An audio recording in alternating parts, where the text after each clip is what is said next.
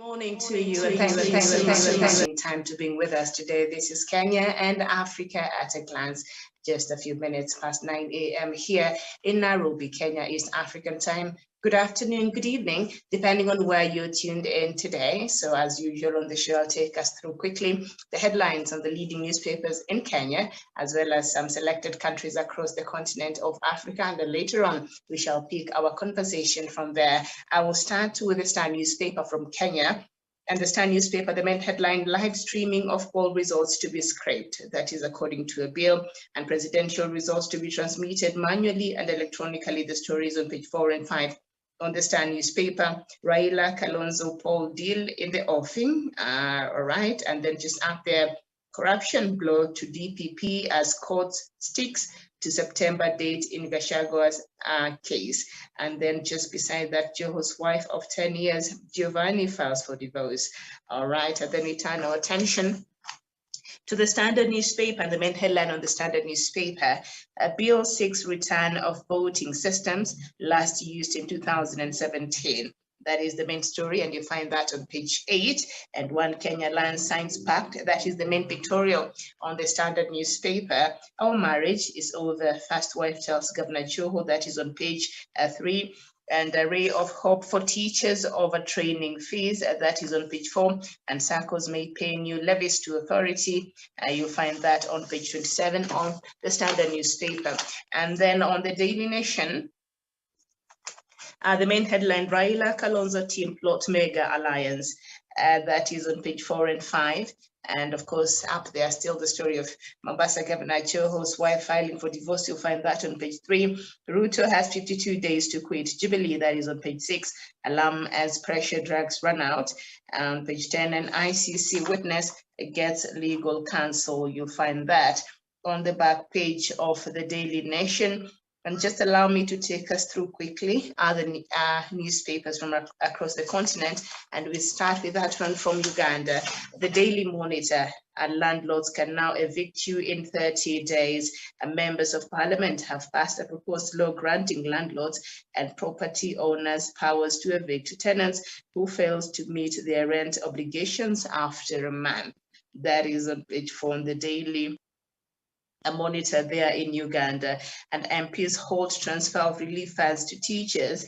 And then Aegis report exposes rot in ministry. You'll find that on the Daily Monitor. And on the Daily News from Tanzania, Samia hails judicial creativity. All right, and then the Citizen still coming from Tanzania. Samia implores ICT used to expedite judicial services. I guess they're all having similar problems that you've been encountering here in our judicial service in our courts. And I guess they just, introduced the use of ICT. We did a couple of years ago. That is working, but not too well, not very effective yet here. So we'll see how the Ugandan one will be working. And then we go to the New Day from Tanzania, and ZANU-PF sanctions government critics. And then Daily News, ZANU-PF bigwigs fret over functions. That is from Tanzania. And The Guardian from Nigeria, 10,366 killed in 2021. Buhari pledges change in Northeast.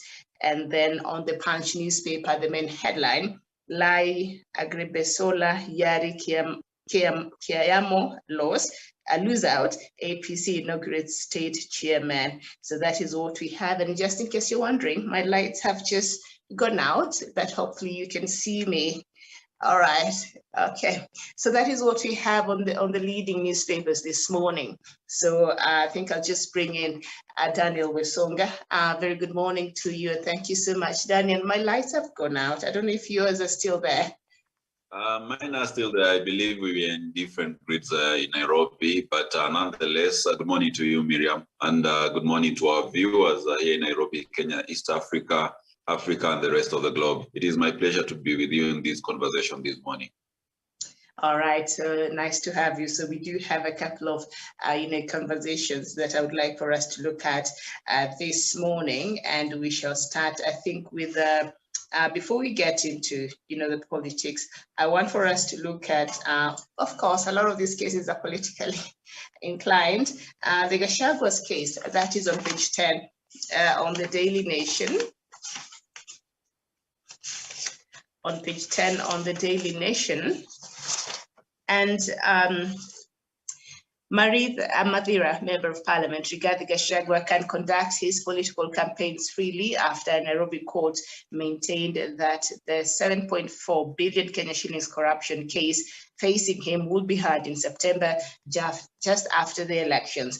Director of Public Prosecutions, DPP Nurdin Haji, yesterday lost his bid to have the case heard before the August 9th general election. The new application lacks merit as it has not presented any new evidence why the trial date of the case should be brought forward.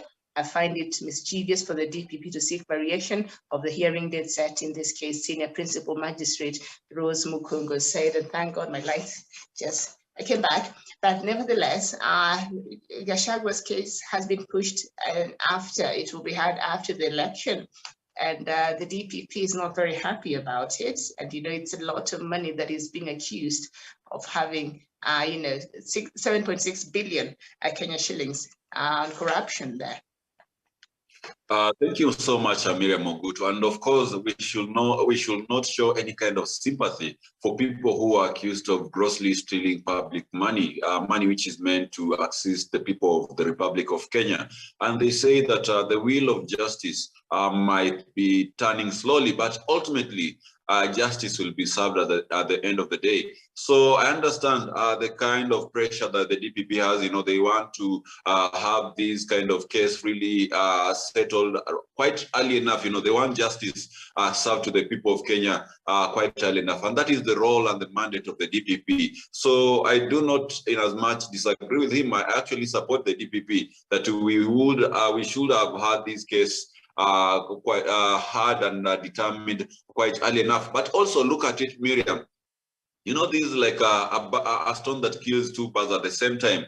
On one side, Rigathi Gachagua still has a case to answer, on his neck. And on the other side, I don't know if it is by design or by coincidence, moving the case all the way to September actually means Rigathi Gachagua could be prohibited from contesting for public office simply because he has a pending corruption case in court. And it is not just any other corruption case. It is a corruption case where 7.8 billion Kenyan shillings money which is meant to be in public coffers, money which was meant to serve the people of Kenya has been stolen by Rigathi Gachagua and his co-accused. So to me, I believe that is good. Whichever way it goes, Rigathi Gachagua still has suffers most, because first of all, he has to prove himself innocent, whether before or after, but as it is right now, it is already determined that the case is going to be heard in September.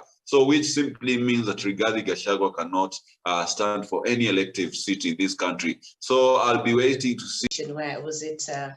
Is it NCIC was coming out and saying any politician who will be found to have been guilty or participated in matters incitement or that raises ethical questions and the integrity under chapter 6 of the Kenyan Constitutions of leadership and integrity, that they will be barred from running. And when you look at corruption case, and I think you've said that because of this he might not be clear to run, we do have a member of parliament that was found guilty.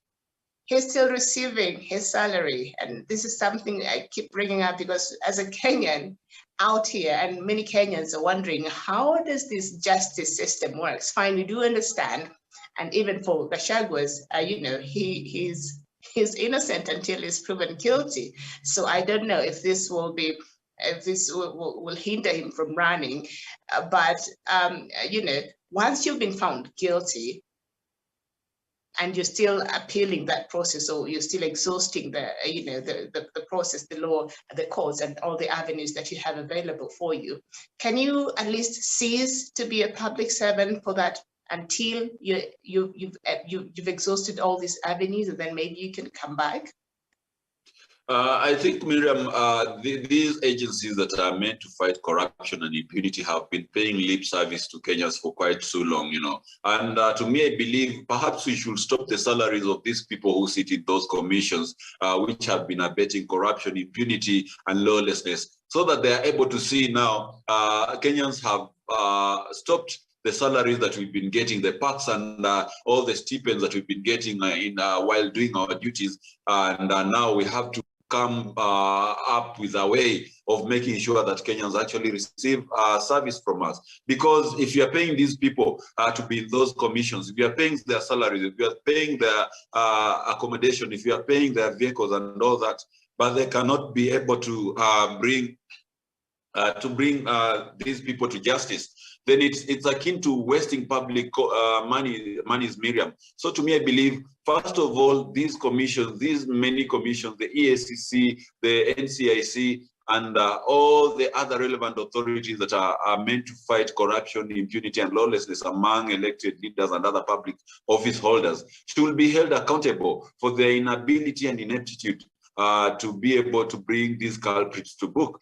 Today we have so many people who had been previously accused of hate speech and warmongering, but these people have never been brought to justice. Many of these cases are collapsing in court, in courts, simply because there is lack of sufficient evidence to be able to prosecute these cases. Why would NCIC take someone to court if they are unable to collect sufficient evidence to be able to underpin this person on these accusations that they are having? So I believe it's actually ineptitude and lack of capacity on behalf of those office holders to do a thorough investigation, an investigation that will give the prosecution enough evidence to actually corner the culprit and make them accountable for their own actions. So to me, I think, one, it is the agencies to blame for this kind of loopholes that we have. Number two, also we have to agree that our courts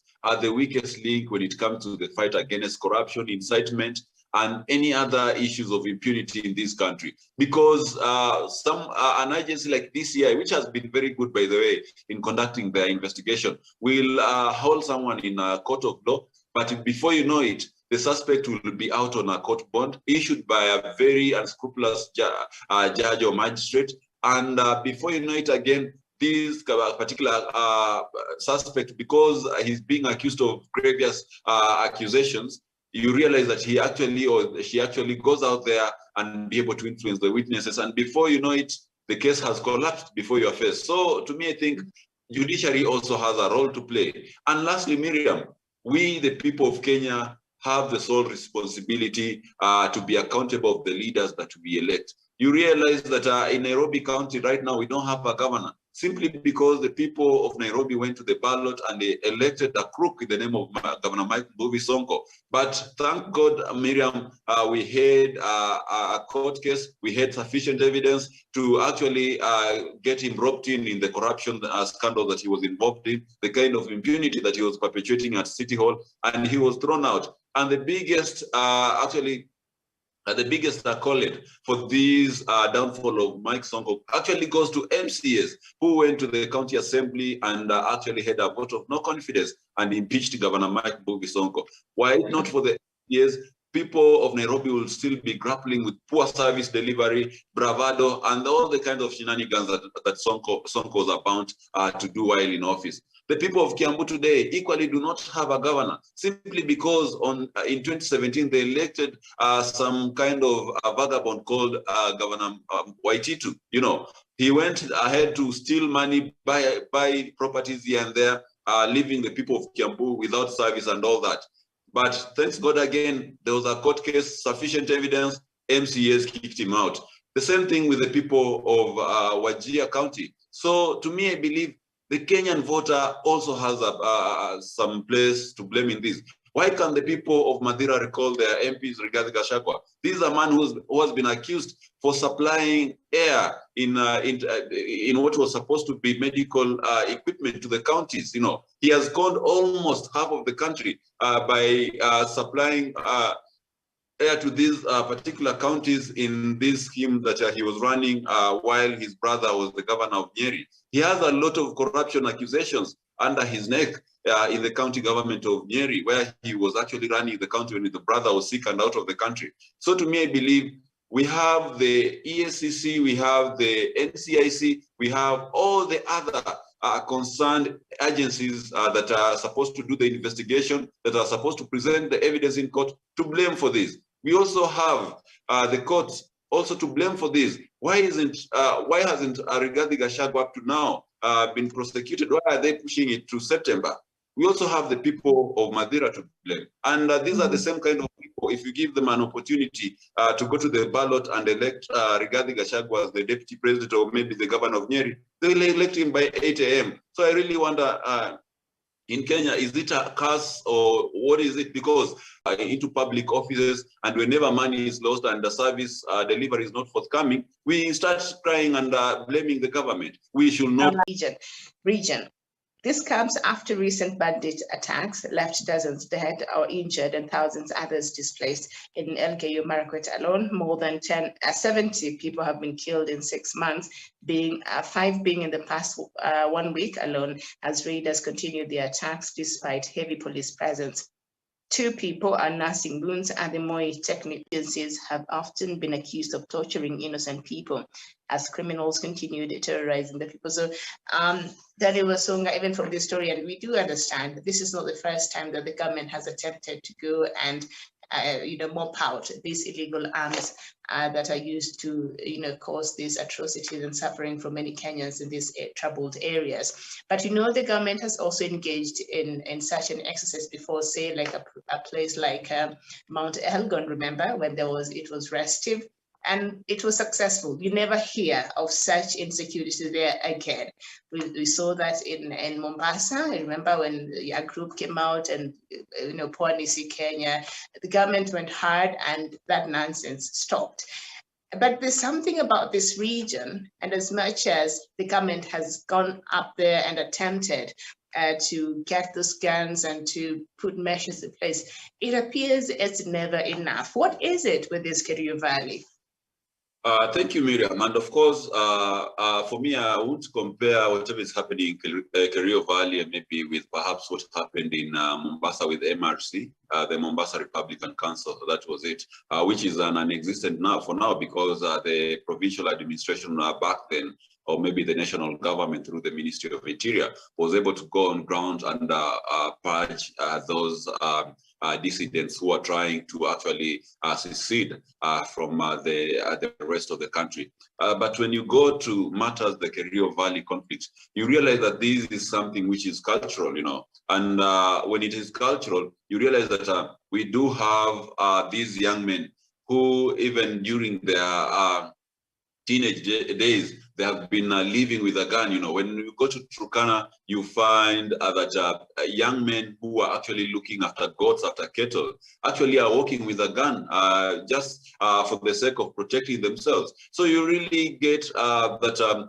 we do have a proliferation of firearms coming all the way from Ethiopia, from South Sudan, from Uganda, coming into Kenya. So it is really, really difficult to control the inflow of firearms, not unless the Kenyan border closes the border between Uganda, South Sudan, and Ethiopia and Kenya. And that will also mean that these people are actually locked out of their local commerce sector, because you realize that the people of the northern frontiers counties are maybe counties which are neighboring Uganda, like West Pokot and all that. They actually depend also on their neighbors across the border for business and all the other things. Actually, you realize they're actually people of the same culture. If you look at the Karamojong of Uganda and the Pokot of Kenya, they're actually the same people. Only the border makes them different, and also the name of their community, because they speak the same language. They pretty much have the same culture and all that. So The solution could be to close the border, which I believe might not be quite feasible because it will disrupt the economic activities of these people. Another thing may be to just make sure that we station a border post at every point of entry so that we stop these illegal entry of firearms, because you realize that most cases, these people trade guns with cattle. So if you can stop movement of cattle or maybe guns from into Kenya and outside Kenya, then we shall be able to combat that. Also, being that it's a cultural issue where young men are actually inducted to this when they're still young, they're taught how to use guns and stay in the bush with them where they're still young.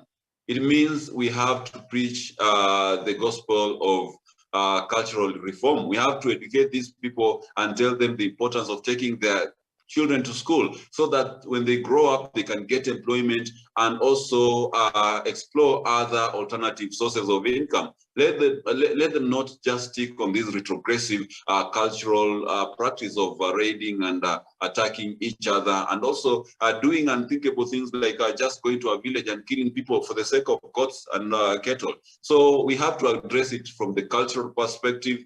And also, you realize that these counties. But Daniel, sorry to interfere, but don't you think, and I do understand what you're saying, but if we just minimize it, because that is what Nigeria was doing for a long time when the bandits were really committing atrocities to the level of what Boko Haram was doing, So, but when you just call it, when you say it's a culture and it's banditry, don't you think we sort of minimize we minimize the gravity of these criminal activities these people do, and they get away because it's cultural and it's not that serious. Well, indeed, what they're doing is not very different from what the Al-Shabaab are doing in Marsabit, killing and maiming the people of Kenya and other citizens. I agree with you, Miriam, totally. But you realize that this is only a way of managing the crisis, And in conflict resolution, you don't need to manage the crisis. You need to solve it. So if you're gonna maybe impart a purge on these particular people, you enforce a dusk to dawn curfew, like it was done in West Pokot some time back when there was when the government was fighting the Subaltern Defense Forces. You realize for a start, this was a very, very small group. Let's say let's use for example whatever is talking about bandits in Nigeria. You realize that these are a small group of individuals, a group which has broken away from the entire of the society. But in terms of whatever is happening in the Kerio Valley, this is a cultural thing. It encompasses the entire community. When you see the Samburu people complaining about the Pokot people, it is because this is something that the Pokot people have been doing for quite some time. And it's actually a young man who grows from the Pokot region knows the easiest way of earning yourself cattle, goats, and any other wealth to take for as a bridal price is through banditry, because these animals are actually involved in their cultural practices of going to pay dowry. A young man is being requested to pay 40 goats to earn a bride for himself. Where does he get these goats? They go and steal them from the neighboring community.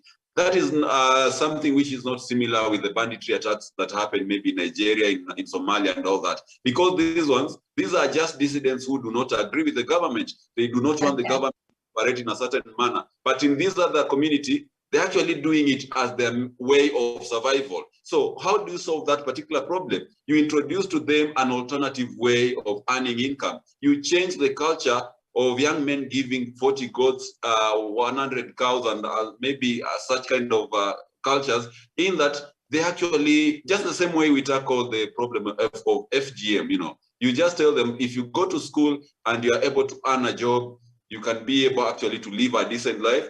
And for marriage, you are not. It's not a must. Nowadays, people marry and they pay a dowry in money, in terms of money. So you don't have to go and get maybe 40 goats to pay for your bride price. So such kind of things will actually be able to move and change perspective of these young men, so that they stop the culture of banditry. So to me, I think All right, Yes. and why do I feel like you're talking on behalf of the boy child? That you don't want them to pay that much amount of price. But I'd like for us to move on from this conversation. And I've been attracted to some editorial the editorial part of the Daily Nation. Something that we've not had an opportunity to talk about. But I'd like to get your thoughts very quickly on the editorial page of the Daily Nation on page 16. Clean up the church. Ida Odinga, the wife of presidential aspirant Raila Odinga, on Saturday challenged the National Council of Churches of Kenya to control the mushrooming of churches in the country, saying some of them are founded mistaken religious principles. On mistaken religious principles, she challenged the clergy to pursue theology so as to pass meaningful teachings to their congregants. But on Monday, she apologized under pressure. Mrs. Odinga may have ruffled feathers with her bold statement, but her statements will find comfort in the cry for justice by victims of wayward clergy. And of course, the story continues. I'll not read the whole of it. And what Mrs. Odinga said is what a lot of Kenyans, think and want to say, but because religion is very sensitive, so we are careful not to speak out even when we should. But whatever she said, where is the fault? Miriam, I'll start by saying that religion is the opium of the poor. And if you go to a village somewhere in Kenya where you find that we have no school, we have no clinic or hospital, we have no any kind of industry, but in return we have over 20 churches, then it really says something about the kind of people we are. If we can manage to build 70 churches, why not build a school, even just a primary school? Why not even build a community factory where even handcraft stuff can be able to be processed and manufactured, so that they're exported to other counties or even outside the country, We can have such mechanisms to be able to grow. Why only religion? You go to a very poor place, Miriam, where there's a lot of poverty, be very sure you're gonna get a lot of churches around that place. Why is it business in such particular places? Because we have unscrupulous preachers who actually scavenge and eat from these poor souls who are actually looking for some kind of salvation and some kind of escape from this particular poverty. And that is why any church that comes on board is able to convince these individuals to join the church, because they are desperate. When you are poor, you are desperate and you are vulnerable. Anyone who comes on board to give you hope and tell you, come to my church, you're gonna do this, you're gonna be rich by maybe next year, or do this and that, you realize that they actually fall prey of these unscrupulous preachers. And whatever Her Excellency Ida Odinga said the other day, is not that it's not happening in Kenya. We already have it under the law, that if you want to open a church, then you need to have the church constitution. You need to have the leadership structure in terms of the treasurer, the preacher, and all those kind of structures, just like the same way you need to have a structure before you open a self-group or maybe a circle. Number two, for the churches as well, you need actually to declare and sign the accounts and be able to be filing the money that the church is actually earning, maybe in a quarter, or maybe a half a year, or maybe in a financial year. That is actually in place. Whatever she was talking about is actually strengthening of the structures and ensuring that that law is actually followed to the letter. The law is there. However, whoever is supposed to be implementing such particular law seems to have slept on the job. And that is why we are having churches left, right, and center. Today, I'll tell you, there are only few churches which actually adhere to such kind of orderliness. You look at a church like maybe Catholic, maybe Redeemed Gospel Church, IPC, African Inland Church, Anglican, and all those churches. They are very organized to an extent that a church can actually have schools, a church can build a hospital, a church can also even start a sponsorship of people to go to school to learn, can even actually give capital to some of their members to start self-help groups. But go to these mushrooming kiosk churches, you realize that everything is about the pastor. It's about helping the family of the pastor buy a car, build a house, go to international trips, go for holidays and all that. But the same thing is not extended to the congregation. You hear that a church is telling the congregation to contribute to buy the pastor a car. But when the congregants want to buy their own cars, they are told to go and pray about it. So you realize that this is just conmanship. The same kind of business that is booming in South Africa and world over, Miriam. Even in the US, you cannot just wake up and open a church and the authorities just ignore you and bypass it. You cannot, even in the UK, Dr. Masanga, if Dr. Masanga was on the panel, will tell you that in the UK, you cannot just wake up in your neighborhood and open a church in the next street and then the authorities won't come for you. It is something that is very, very quintessential because one, it protects the people of that particular country from unscrupulous preachers who are out there to make profit. Number two, it also protects these people from joining cults where we have church unscrupulous preachers who actually had ill advice and manipulated their congregants to performing serious acts of impunity, like even killing their family members. You remember the story of the Magu family, where they had joined a certain church and they were actually brainwashed and they influenced the man to kill the wife plus the kids. We've seen the story of Esther Arunga, who was a very, very well-to-do journalist here in Kenya until she joined the Finger of God of Joseph Hellon and Quincy Timberlake. So to me, I believe, Miriam, this is something that ought to be done so that we are able to give sanity to our churches. It is happening in Rwanda. The moment Kagame started to crack down on churches in Rwanda, things are changing, you know. Rwandans are getting quality in terms of even religion. And let me not be mistaken, Miriam, on this. Even the Bible itself says that our God is a God of order. And that is why when you look at creation story, on the first day, God created something. On the second day, he created something. And on the third day, he did another thing. And on the sixth day, he rested. God does not dwell where we have confusion and haphazardness. And that is why even Christ himself, when he found that we had thieves and money changers in church doing all the kind of things that we are seeing in the Kenyan church. He brought order. Yes, exactly. And I agree with you. So I think whatever Maida is saying is whatever most Kenyans actually who have a brain, Kenyans who have gone to school actually think about the church. But because we like moving with euphoria, no one really wants to seem to support her. But one thing, Miriam, that is long overdue to happen in Kenya. Because today in your local church, if someone disagrees with their pastor, the next thing you know, if he has some little money here and there, they'll be opening their own churches. That is not the way to go.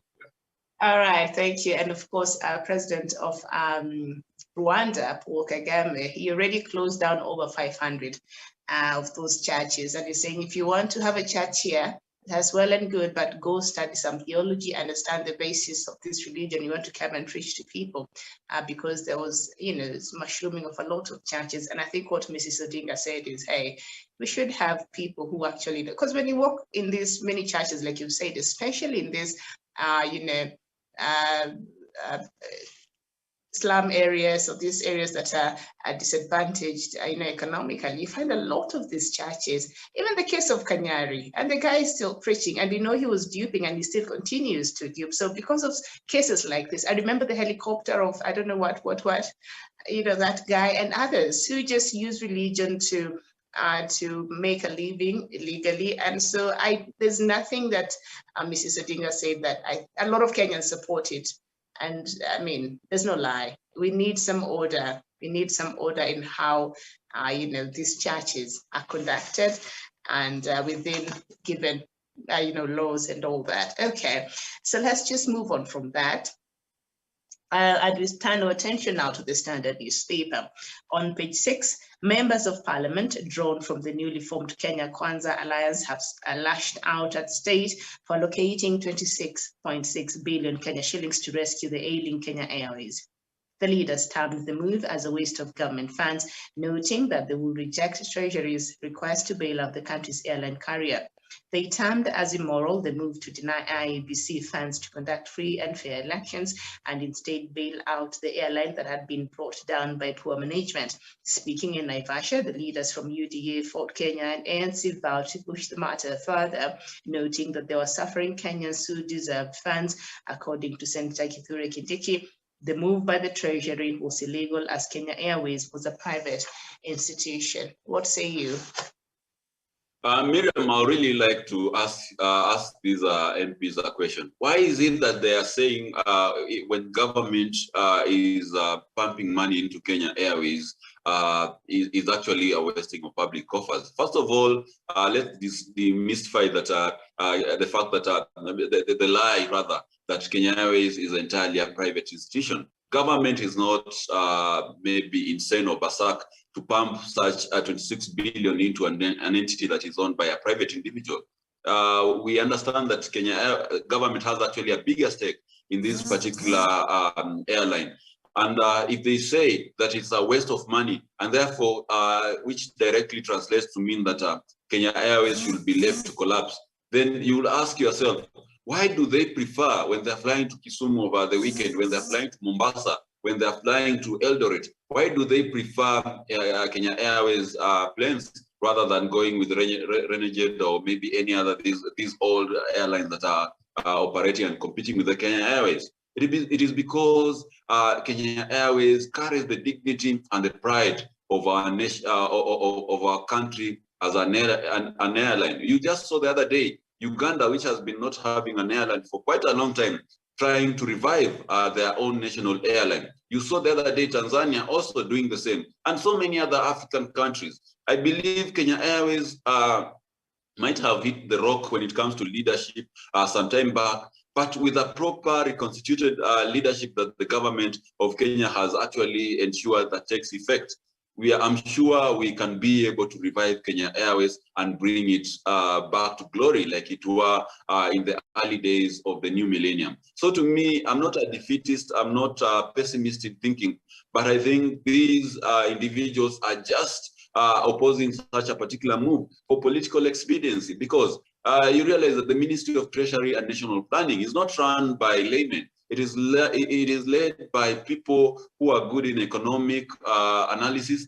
These are people who are good planners, and they know that whichever venture that they're going to be pumping money into, then it must be a venture with an incentive, a venture that will actually give returns at the end of the day. But one thing about economics is that we have the short-term returns and we have the long-term returns. And for a bigger project where billions are pumped in, you don't expect results to come in a matter of weeks or months or maybe a year. It will take a longer time, even 5 years, long term. And the good thing about long-term returns is that they're actually bigger than the short term. So here we are not playing politics. You can never mix economics with politics. Kenya is so good about putting politics ahead of the economics, and that is why we have failed as a country. So therefore, Miriam, I will disagree with them. I really want them to give the managers and the economists to do their job. Let them continue and focus on politicking and campaigning for William Ruto.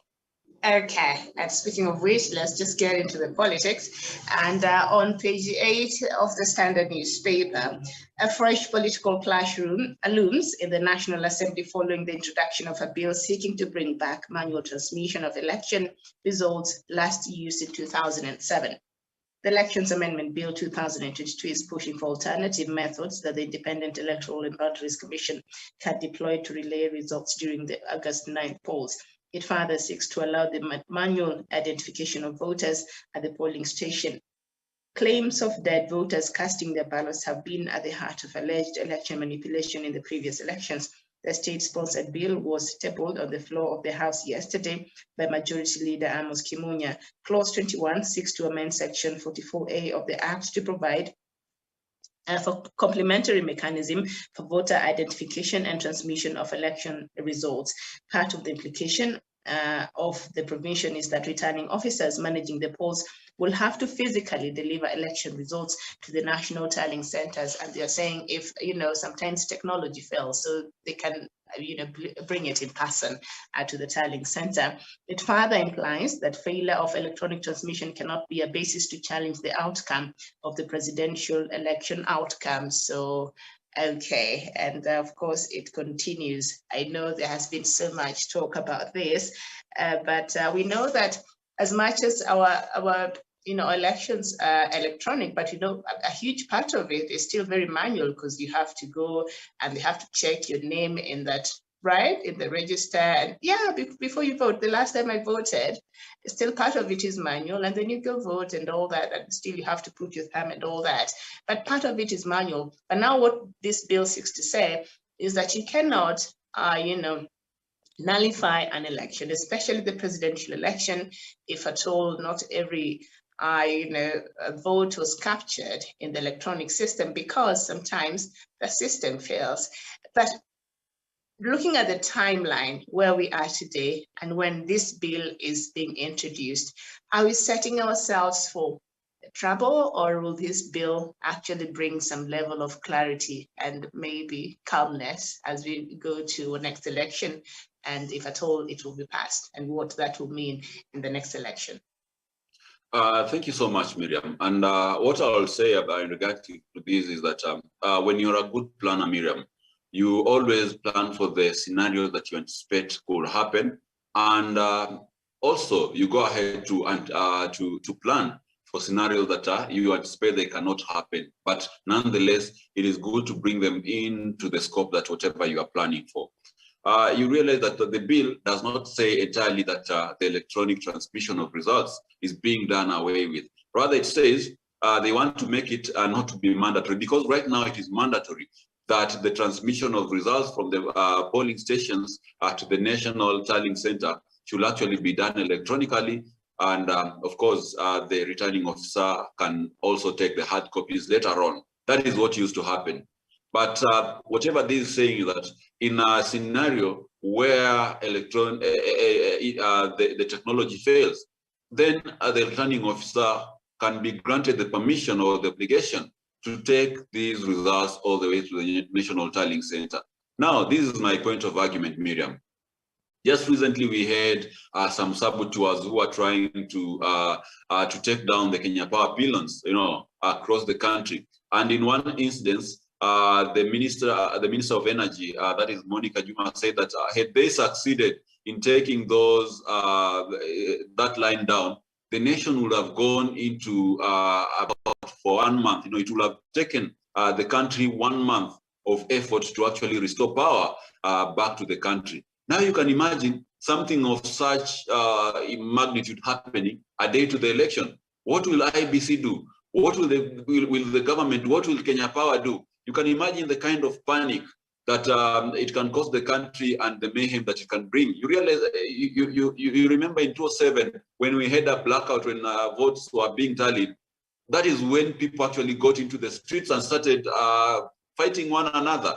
Now, look at the trend that the UDA people have been having in parliament. Just the other day, they planned and decided that they are going to paralyze parliament. These are real saboteurs. The other day, they're actually trying to sabotage the legacy of President Uhuru Kenyatta. These are people who are capable of doing anything just to bring chaos in this country. And being that in this regard, William Ruto is on the other side and Raila Odinga is on this side, and we remember whatever happened in 2007, and some names are very prominent when you talk about the 2007. Hold on, just allow me to interrupt there, Daniel. You brought up 2007. Let me just read you a bit of that from the story.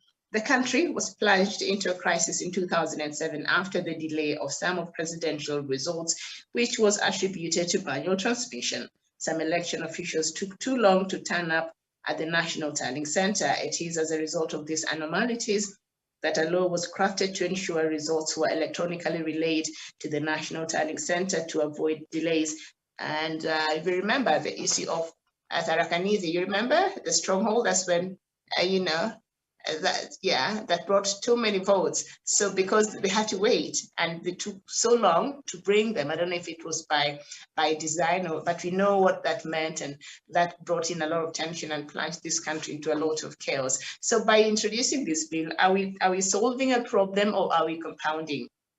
Okay, we are solving a problem, Miriam, and in this regard, I really want to actually expound how this particular bill is working. It does not mean that we entirely gonna be relying on the manual transmission of results. Rather, it means that where the electronic transmission has failed, then manual transmission can be applied. But the current law says it is a must. So that is where we are getting it, we are striking it off, you know. It is not, it should not be a must where it cannot happen. And also, Miriam, you realize that with the technology comes efficiency, speed, and also effectiveness. But with technology, if it is not tamper-proof, then you can actually have myriads of problems. And that has been the greatest impediment, you know, when it comes to voting and all that. It is so easy to rig these elections when they're conducted electronically, because I'm someone who comes from the IT background, and I know how you can be able to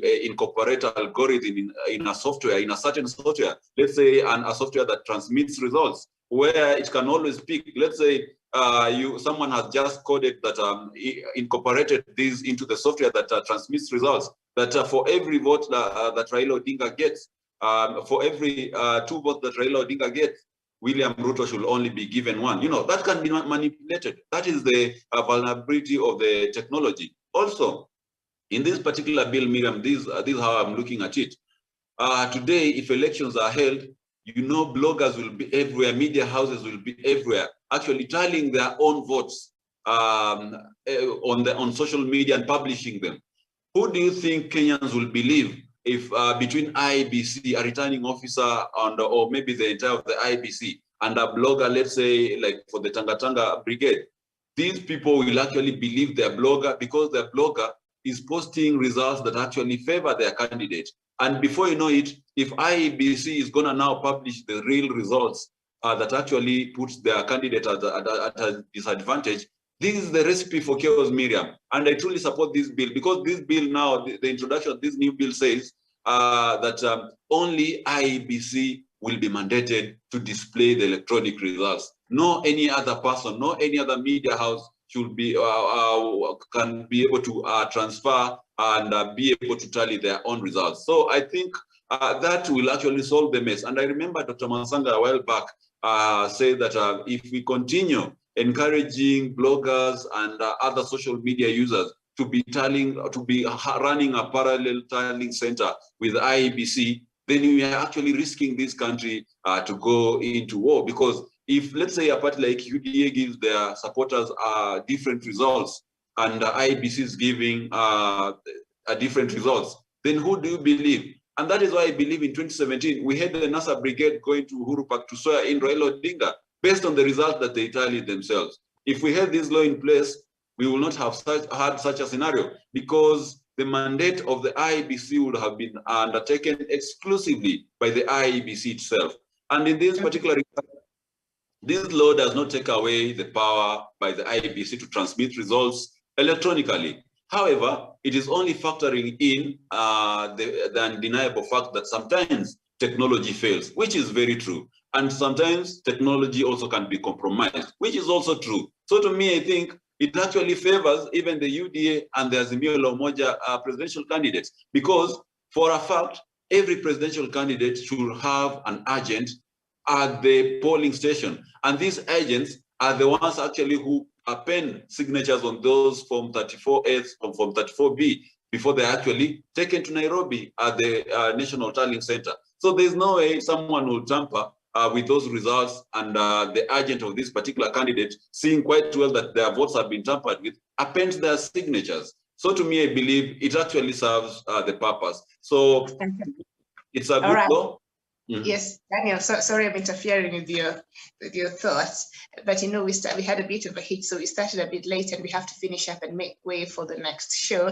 But there's a story here that I want us to look at before I come quickly and bring us the rest of the African news from across the continent. On 26th of the Daily Nation, Deputy President William Ruto and all Jubilee Party MPs allied to him have until March 26th to formally join the United Democratic Alliance, UDA. Registrar of Political Parties Andy Ruto revealed this yesterday as it emerged that Head of Public Service Joseph Kinyua has ordered public officers who intend to vie in August 9th elections to resign by February 8th. March 26th is the last day political parties should submit their membership register to the political parties registrar.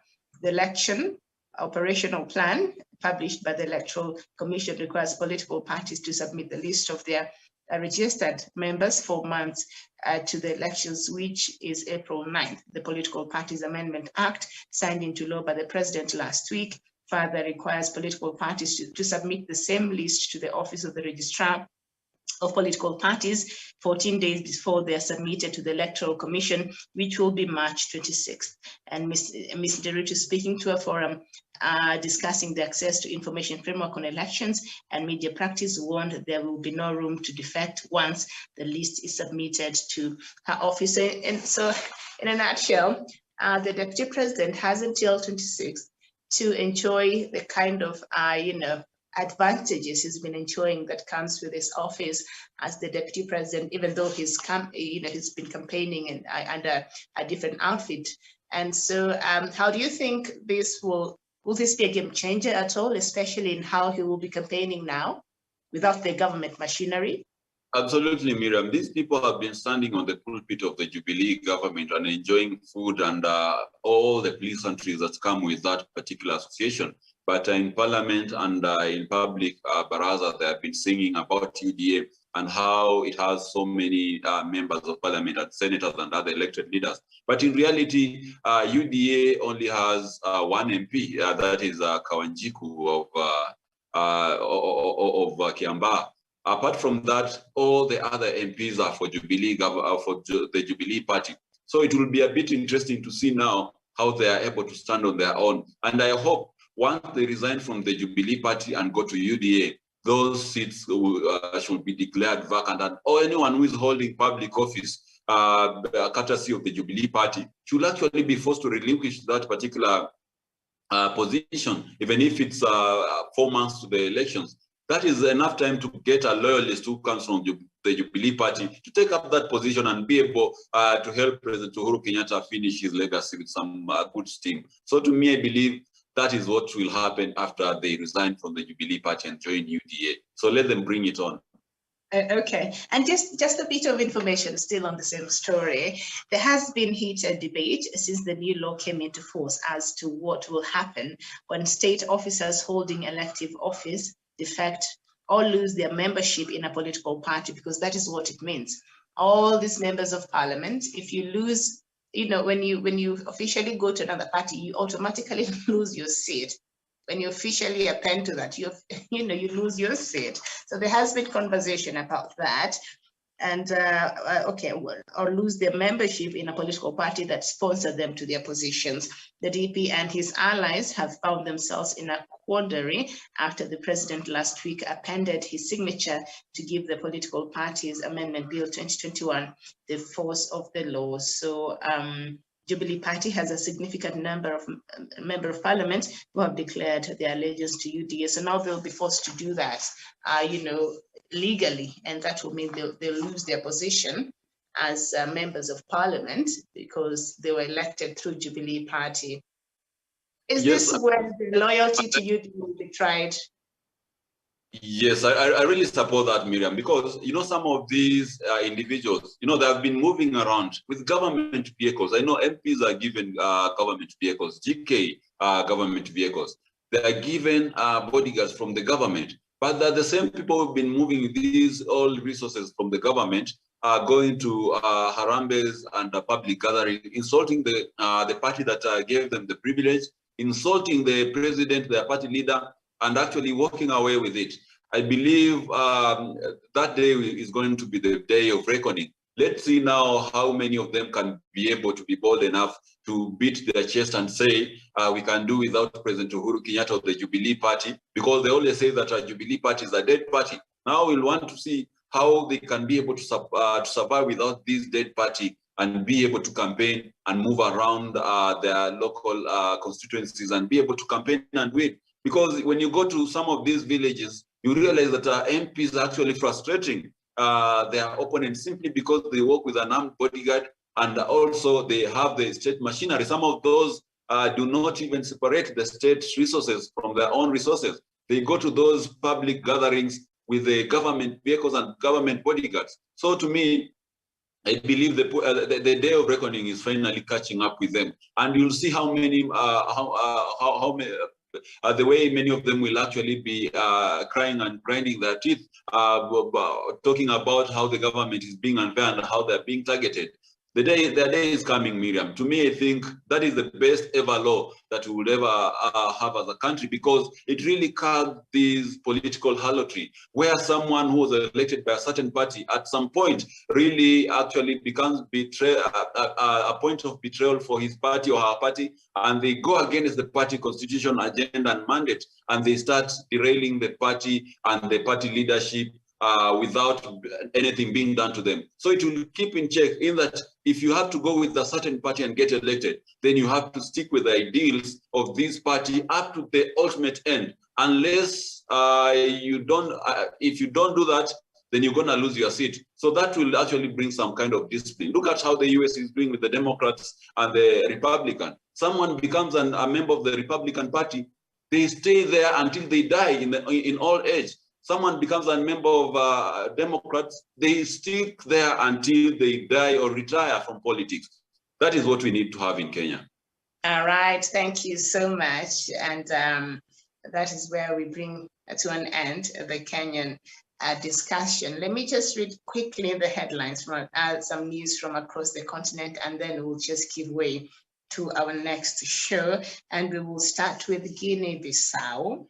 11 people are now known to have died in Tuesday's failed attempt to overthrow President Umaro Sissoco Embalo. The government of Guinea-Bissau says they included 4 assailants and 2 members of the presidential guard. An army official told the media that the 6 were all soldiers, without clarifying whether any had been in the attackers. For 5 hours on Tuesday, heavily armed men fired on government buildings in the capital Bissau, where the president was attending a cabinet meeting. The attackers may have been linked to a drug trafficking in the country, the president said. The former Portuguese colony struggles with massive foreign debt and has become a transit point for Latin American drugs, leading to be dubbed by some as Africa's first narco state. And when you hear that perhaps even the presidential guard was killed, it reminds you of Laurent Kabila, the father of Joseph Kabila, who was killed. And his guard is one of the people who are said to have committed that. So I don't know if our leaders should start getting worried about that. And then we move on to the Democratic Republic of Congo.